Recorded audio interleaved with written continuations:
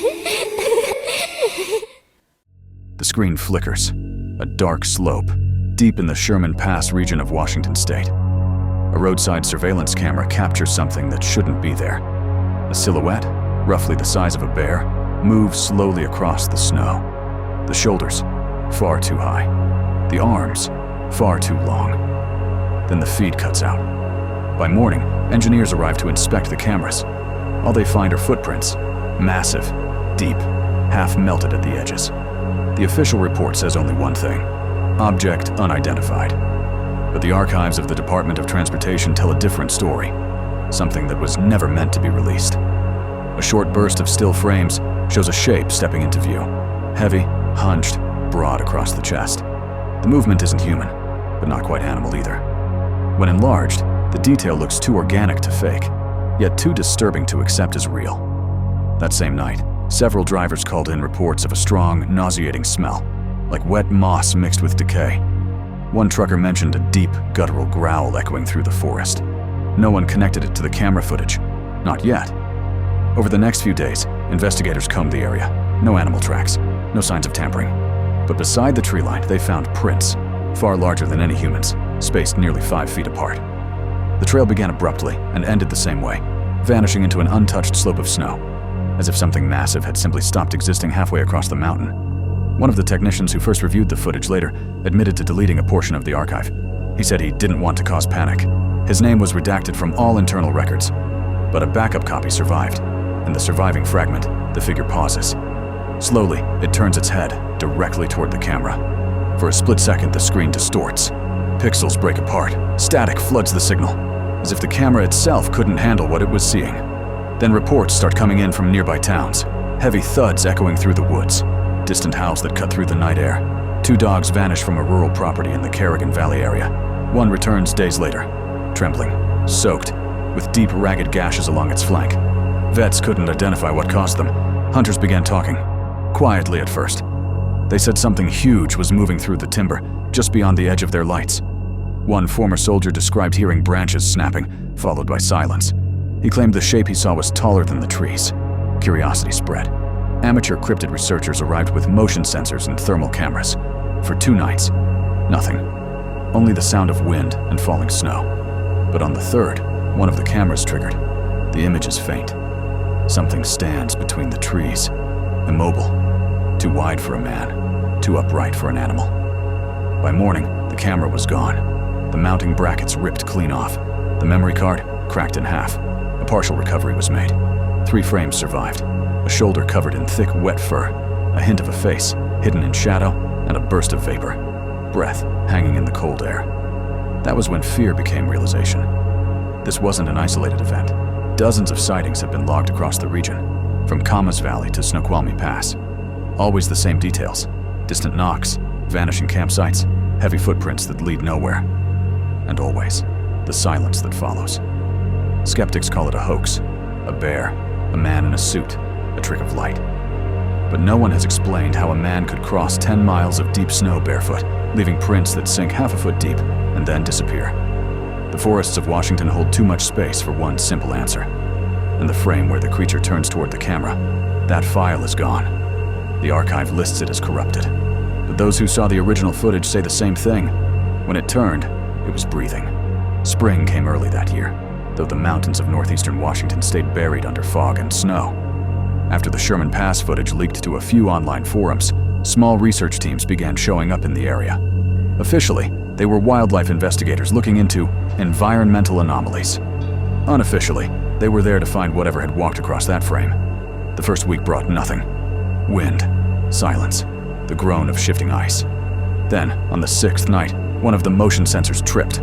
The camera caught movement, something crossing between 2 trees. Only for a second. But the scale was undeniable. 7, maybe 8 feet tall. Slow, deliberate. Then the lens flickered and died. When the team returned at dawn, they found tracks leading down a ravine. Each print was wide, almost twice the length of a man's boot, and sunk deep into the snow. But halfway down the slope, the trail simply stopped. No drag marks, no return prints.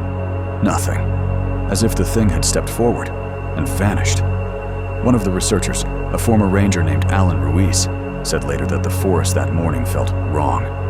The air was heavy, still, the silence absolute. He said it was like the woods were holding their breath. That same evening, Alan heard something behind his tent. Slow, measured breathing. He turned on his flashlight, expecting to see a deer. The light caught nothing but fog. Then came a sound. 3 sharp knocks, like someone striking wood against wood, far out in the darkness. Then another, closer. Then silence. The next morning, a section of bark had been peeled off a nearby tree, 8 feet above the ground. Stuck to the rough wood were strands of coarse, pale hair, soaked and tangled. They sent the sample for analysis. The report came back a week later. Unidentified. Closest genetic similarity. Primate. Sample degraded. They ran the tests twice. The results didn't change. Days later, one of the thermal cameras, positioned at the base of the ridge, captured something. The feed shows a heat signature emerging from the tree line. Tall, upright. It stops, turns toward the camera, and stands completely still. For almost 40 seconds, it doesn't move. Then, slowly, it crouches, disappearing behind the brush. The moment it does, the feed collapses into static. When the team went to recover the device, it was missing. The mounting pole had been bent backward. The steel warped as if twisted by something enormous. They found the camera 30 feet away, face down in the snow. The casing shattered. The data card was cracked, but the backup system stored part of the sequence. 3 frames survived. The first, a mass of tangled fur. The second, an eye reflecting the infrared beam, bright, almost metallic. The third, vapor, drifting through the frame like breath. That was the moment the team realized they weren't alone out there. By early summer, the local sheriff's office started receiving new reports. Hikers missing for hours at a time. Strange odors drifting down from the ridgelines. One family on a camping trip described hearing footsteps circling the tent just after midnight. They said the ground trembled with each step. A deputy went out to investigate a week later. His dash cam caught faint movement, a shadow crossing the road ahead of him. Then a metallic thud hit the side of the vehicle. When he stepped out, the forest was silent. He called for backup. When the second unit arrived, they found the side of his cruiser dented inward. A single massive handprint smeared into the metal. The official report listed it as animal collision. The photos disappeared from the record 2 days later. Local media caught wind of the story.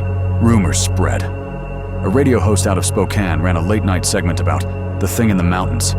Dozens of callers phoned in. A trucker said he'd seen something cross the road ahead of him. Not running, just walking. Slowly, deliberately. A hunter described finding deer carcasses stacked in a pile, as if arranged. Another caller claimed his trail camera had captured a pale figure standing behind his truck, motionless, while he slept inside. That image never surfaced online. By late June, the research group had dwindled to 3 people. Alan Ruiz stayed. 2 others quit after hearing what they described as a scream that didn't sound human. Alan's final notes were found weeks later, scribbled inside a waterlogged field journal. The last entry reads, "It's watching from the tree line. Keeps distance. Moves only when I move. Not bear. Not man." He never returned to his truck. Search and rescue found his camp torn apart. Tent ripped open, footprints circling the site, ending abruptly at the edge of the creek. The only thing left untouched was the small camera case, zipped shut, buried in snow. Inside was a single SD card. The footage runs for less than a minute. Night vision. Green tint. Static along the edges. The camera is shaking. Alan breathing hard, whispering something inaudible. Then, a figure between the trees. Eyeshine reflecting the infrared. It steps forward, slowly. The outline is huge, broad-shouldered, head hunched low. Alan gasps. The camera dips. Snow crunches. Then a low exhale fills the mic, deep and wet. The last frame before it cuts to black. A flash of fur, a mouth half open, vapor curling into the air.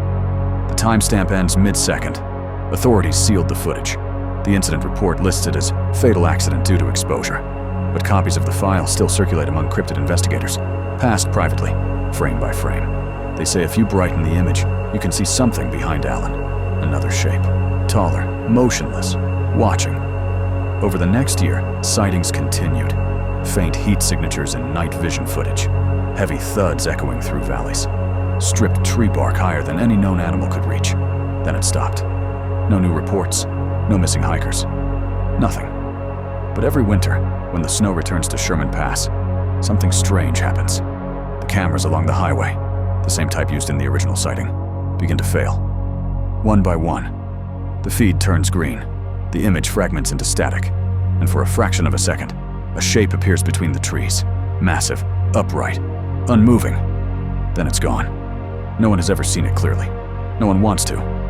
The archive's listed as technical malfunction. But among those who've seen the unedited footage, there's a phrase that keeps coming up. It looks straight into the lens, like it knows you're watching.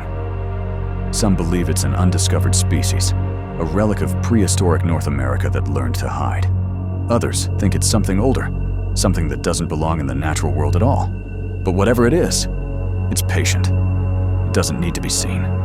It just waits. And sometimes, in the dead of night, when fog creeps through the passes and the cameras start to glitch, you can still hear it. That low, distant breathing.